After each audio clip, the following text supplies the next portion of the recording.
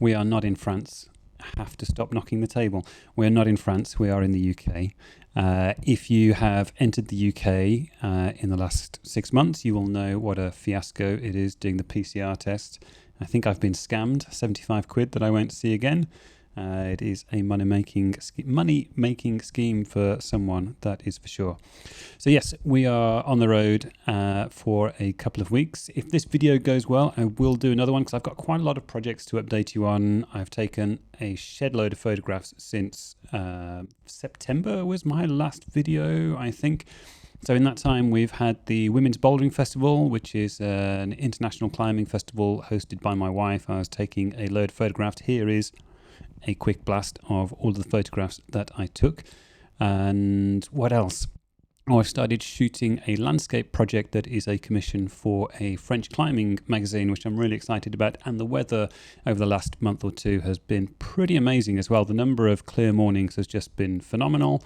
Some great sunsets as well. And yeah, just been out in the forest shooting stuff like this and the fog. And yeah, it's been a really productive time. So a lot to catch you up on. Right, today, this tiny little lens. Is that going to focus? Yeah, there we go. So this is the Venus Optics Laowa 14mm, zero distortion, f4. It's got C&D Dreamer written on the side of the lens, which is a bit weird. And it's this tiny little manual focus, no electronic connections lens designed for, I think it's a number of mounts. I've got it for the E mount. I think it's also available on the L mount and maybe one or two others as well.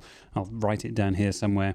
And I don't know if you're familiar with Venus Optics, the Chinese company. I think they make a huge number of lenses, actually. They seem to have specialized initially in wide-angle lenses. So they make a 4mm, 7.5mm, two 9mm, 10mm, 11mm, 12mm, two 15mm lenses, and a 17mm lens. So you'd be forgiven for losing track of all of the lenses that Lauer produces.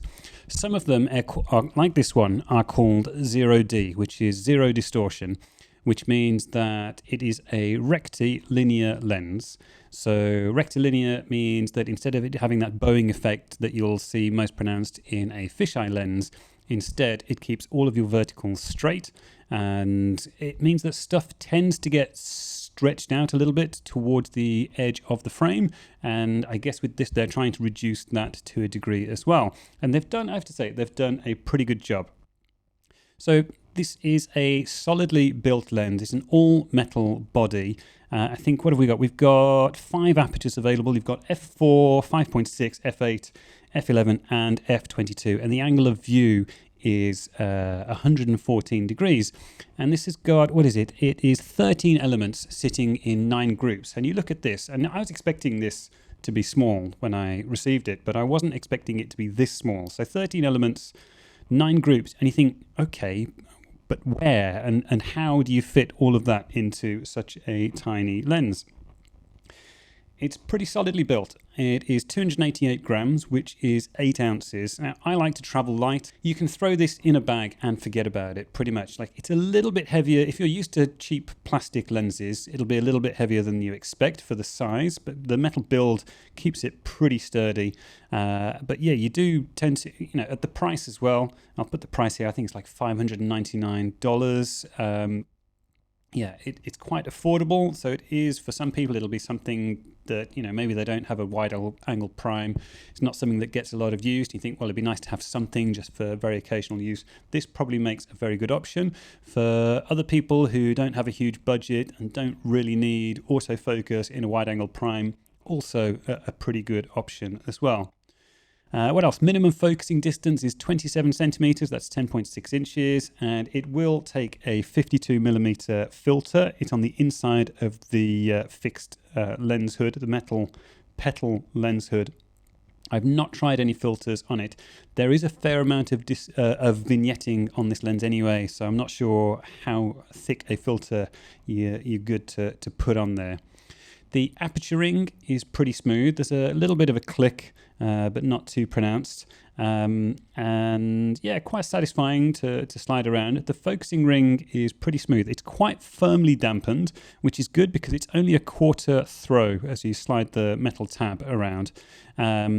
And yeah, focusing can be a little fiddly. You need to be quite precise. And we'll come on to focusing a little bit later and sharpness, because it does get a little bit complicated.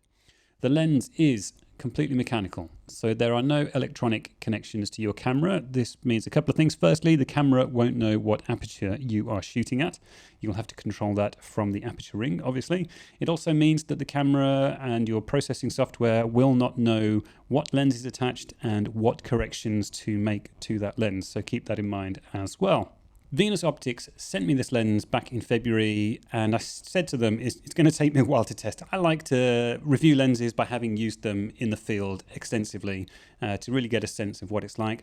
With the pandemic, I've not been traveling anywhere near as much. A lot of my regular work has just fallen away and not starting to come back, but not too much. As a result of that, my work has changed. I'm not really shooting with a wide-angle lens as much, so I've not had too many opportunities to give this a proper test. I did take it to the Pyrenees with me in March. There was one particular day where I hiked with two friends. These are two friends who are pretty much semi-professional athletes, or used to be, and for them hiking 3 hours up a hill is not really much of an effort. They would have happily jogged up this hill. I managed to keep up. And having such a small, lightweight, wide-angle lens was quite refreshing, actually, because obviously not a huge amount to carry with you. Now, shooting in the mountains, taking landscape shots. I'm not much of a landscape photographer when it comes to mountains and big skies and rivers and whatever. With a ultra-wide lens like this, I was expecting everything to be in focus, so I wasn't really paying too much attention to hyper-focal distances and such like. And yes, some of the images weren't quite as sharp as I hoped. Generally pretty sharp. I mean, I'm not one that's too precious about sharpness generally. So everything for me was fine. I know a lot of landscape photographers will not be particularly impressed with how this lens behaves, or admittedly, that might be to do with my inability to focus as much as anything.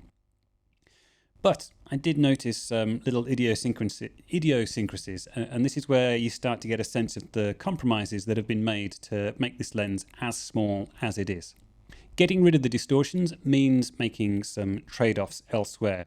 So as you might be aware, a lens is designed so that it has a focal plane. So that means that everything that is in focus is on a flat line away from the lens. It shouldn't be curved.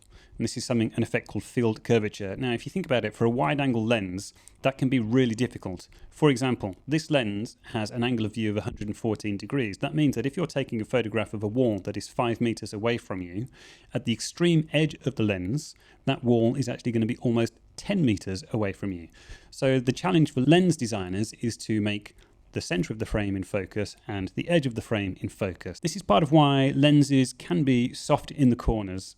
And one of the strange things that you can get is actually a wavy field curvature. So it's sharp in the middle, gets a bit softer towards the kind of third, which is where your rule of thirds grid would sit, and then gets sharper again and then softer right at the edge. It's a bit of a strange phenomenon.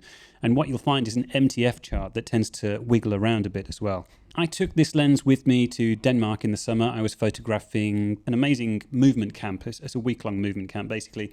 And one of my jobs is to shoot the group photo on the last day. And everyone is sitting in front of me. I normally would shoot this on my 17 to 28, but I had the 14mm on. I thought, well, let's give it a go. And I thought, well, I'll add some space at the edges, because anyone that you put too close to the edge of the frame is potentially going to be stretched out, and they're going to look a lot bulkier than the people in the middle of the frame. I took this photograph at either f8 or f11. I forget exactly which it is.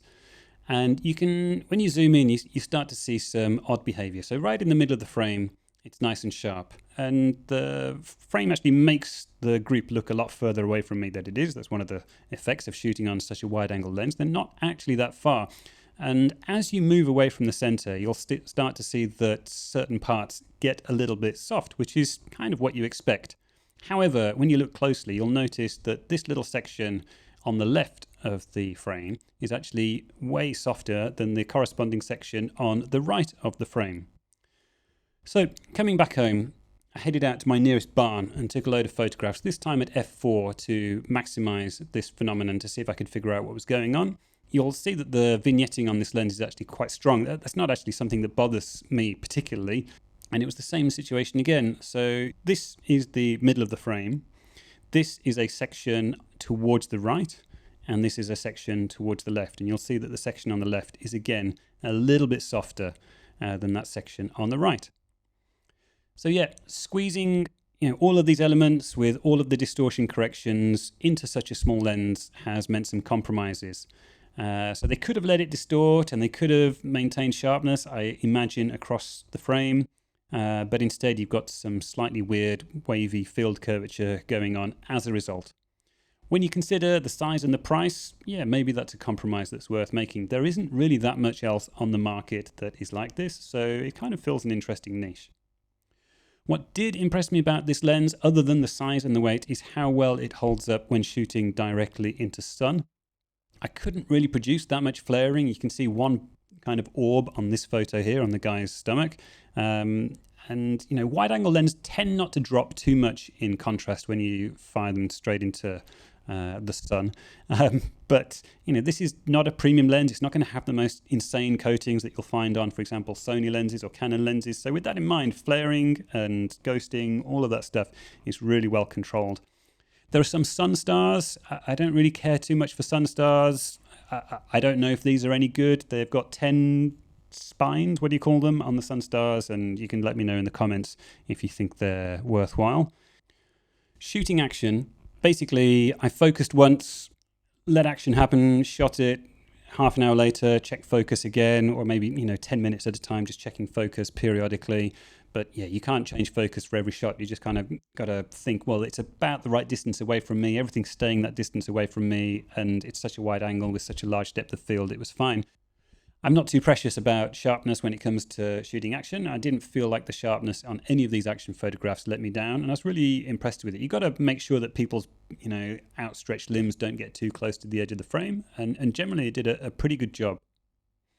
I shared this lens for that week with Philip Graff, a filmmaker. He was using it on a gimbal. When you attach it to a gimbal, you've got to be really careful. Such a wide angle lens, parts of your rig do try and sneak into shot apparently.